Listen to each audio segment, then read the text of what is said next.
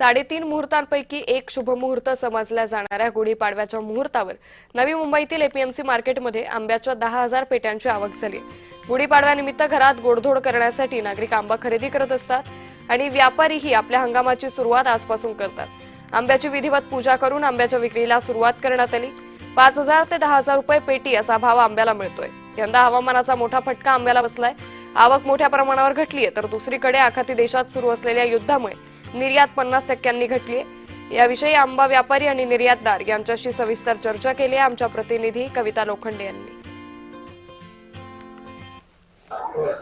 गुढीपाडव्याच्या शुभमुहूर्तावर आंबे जे आहेत ते मुंबई कृषी उत्पन्न बाजार समितीमध्ये दाखल झालेले आपल्याला पाहायला भेटत आहेत। तब्बल 9 ते 10,000 हापूस आंब्याच्या पेट्या ज्या आहेत त्या या कृषी उत्पन्न बाजार समितीमध्ये दाखल झालेल्या आहेत। छोटे आंबे 5,000 रुपये पेटी, तर मोठे आंबे जे आहेत ते 10,000 रुपये पेटी अशा दराने जे आहे हे आंबे जे आहेत ते आजच्या दिवशी विकले जातात। गुढीपाडव्याला आंब्याचं महत्व असतं आणि आंब्याची पूजा करूनच आज जे आहे हे व्यापारी हे आंबे जे आहेत ते विकतात आणि आपण अशाच व्यापारी आपल्या बरोबर आहेत। सर, काय सांगाल, किती आंबे दाखल झालेले आहे, काय दराने हे विकले जात आहेत? आज पाडव्याच्या मुहूर्तावरती आपल्या कोकणातून 9 ते 10,000 पेट्यांची आवक झालेली आहे।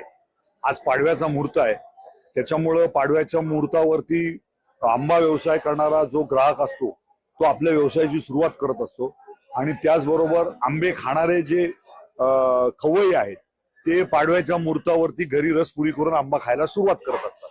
परंतु यंदा पाडव्याच्या मुहूर्तावरती गेल्या वर्षीच्या किंवा मागच्या 4-5 वर्षाचा इतिहास जर बघितला तर मार्केटमध्ये 40 ते 50,000 पेट्यांची आवक ही पाडव्याच्या मुहूर्ताला होत असते, परंतु यंदा ती आवक 9 ते 10,000 पेट्या झालेली आहे।